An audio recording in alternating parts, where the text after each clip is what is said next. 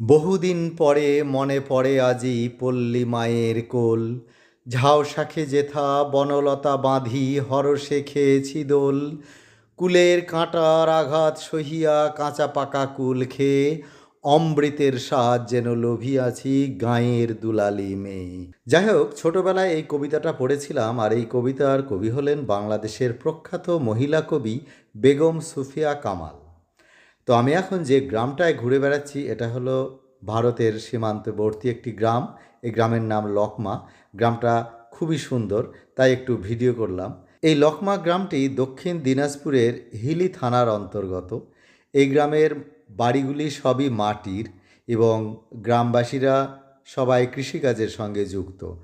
আর গ্রামের মাঝখান দিয়ে দেখুন একটা সরু ঢালাই রাস্তা চলে গেছে, যেন রাস্তা, উঠোন, বাড়ির সীমানা সব মিলে মিশে একাকার হয়ে গেছে। আর এই গ্রামের মধ্যে দিয়ে আমি অনেকটা সময় ধরেই হেঁটে ঘুরে বেড়ালাম। বেশ একটা অন্য ধরনের আনন্দ অনুভব করলাম। গ্রাম ছাড়িয়ে এবার আমি মাঠের মধ্যে প্রবেশ করেছি।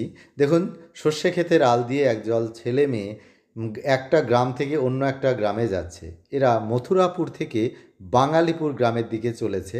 আর দুটি গ্রামের মাঝখানে রয়েছে এই সুন্দর সর্ষে ক্ষেত সমৃদ্ধ একটা মাঠ।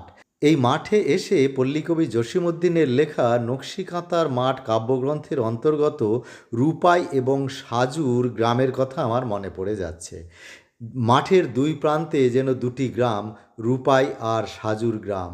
নীরবে তারা কত কথা যেন পাঠ করে যাচ্ছে।